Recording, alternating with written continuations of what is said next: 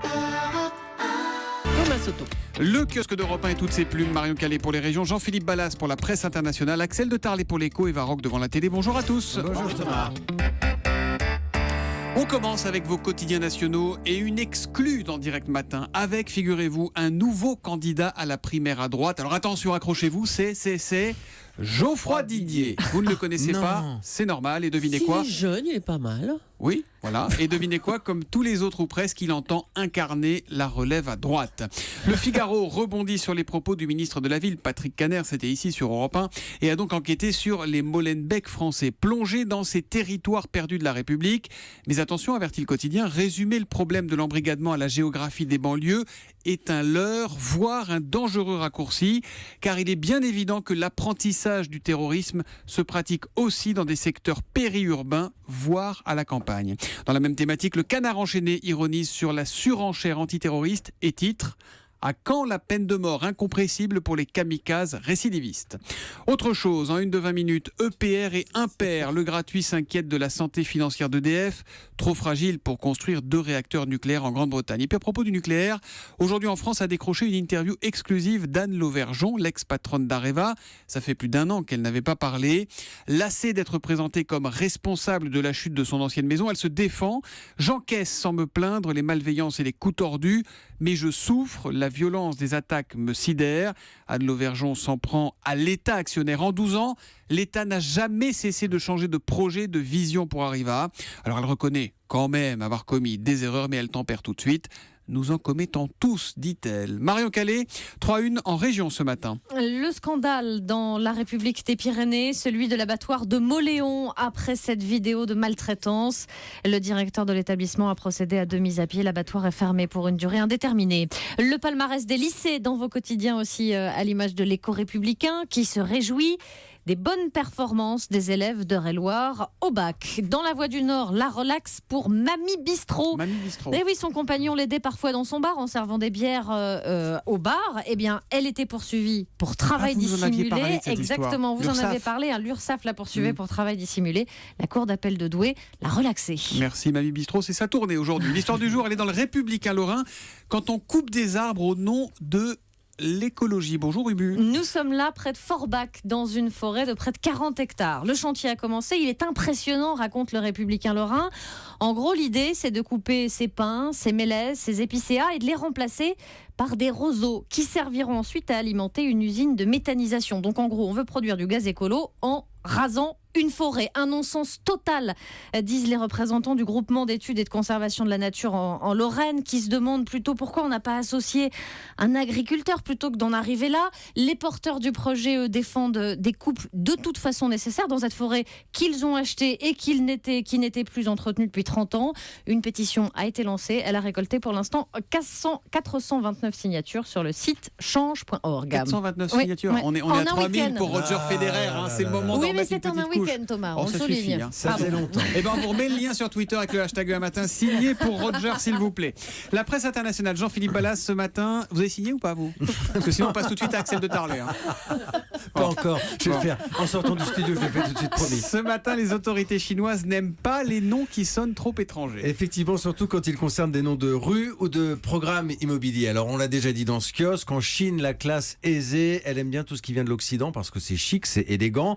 On a des majordomes à l'accent britannique, on a des demeures cossues inspirées du château de Versailles. Ben tenez, château, justement, c'est un mot qui sonne classe, exotique, un peu comme le mot élite.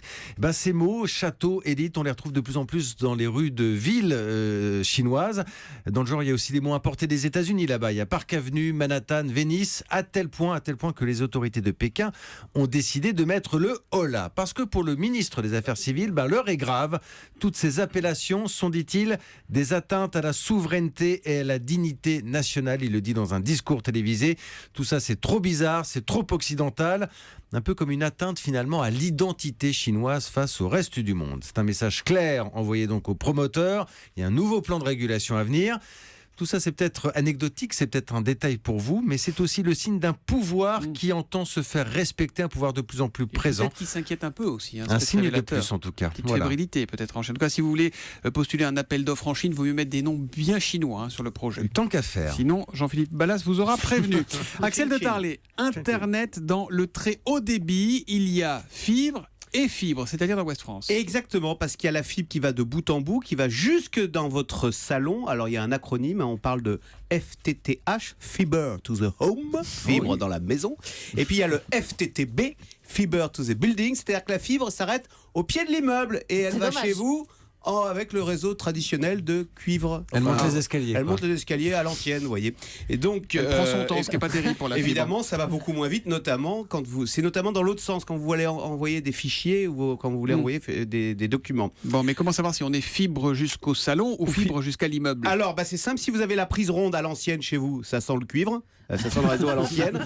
En revanche, il y a un monsieur de votre opérateur qui est venu chez vous, qui vous a mis une nouvelle petite, qui est venu avec sa perceuse et qui a mis la fibre optique. La fibre optique, c'est de la lumière, vous savez, qui passe dans des petits tubes de la taille d'un cheveu, et qui vous a mis. Alors la petite prise, c'est une petite prise qui est carrée. Donc ça, c'est bon. Vous avez le Fiber to the Home.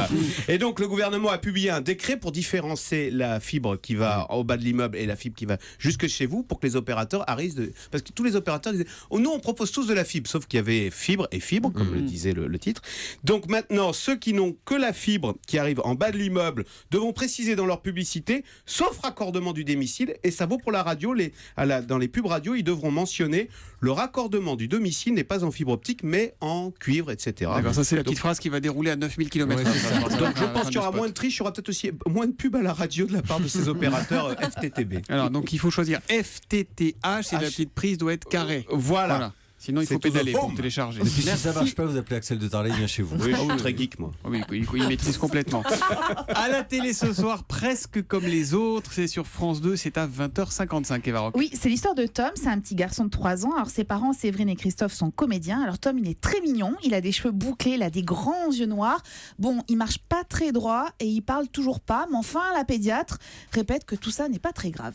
Il parle toujours pas. Non mais ça va venir. Tous les autres enfants parlent à son âge. Non, tous les autres enfants ne parlent pas à son âge. Il marche bizarrement, il parle pas, il recrache tout ce qu'il mange, surtout s'il y a des morceaux. Mais il se laisse pas mourir de faim. Et ça va venir, il prend son temps. Les garçons sont plus lents que les filles, c'est bien connu. Bah oui, c'est bien connu, sauf que Séverine, elle sent bien qu'il y a quelque chose qui va pas très bien chez son petit garçon, même si la famille tente de la rassurer. Alors avec son mari, il décide de faire ce que font souvent les parents, de faire le tour de tous les médecins de la Terre, et voilà ce qu'ils arrivent à entendre. Quelle est votre différence d'âge exactement? 27 ans. Vous avez tous deux une passion pour le théâtre et c'est très bien, mais finalement, vous préférez peut-être vivre la vie de vos personnages plutôt que la vraie vie. Si vous ne voulez pas être vous, comment voulez-vous qu'il soit lui? Pardon? Si vous ne voulez pas être vous, comment voulez-vous qu'il soit lui?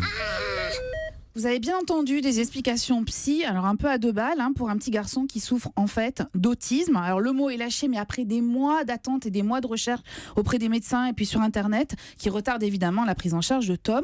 Et ce parcours du combattant, c'est l'histoire vraie de Louis et de ses parents, les comédiens que vous connaissez, Gersand et Francis Perrin.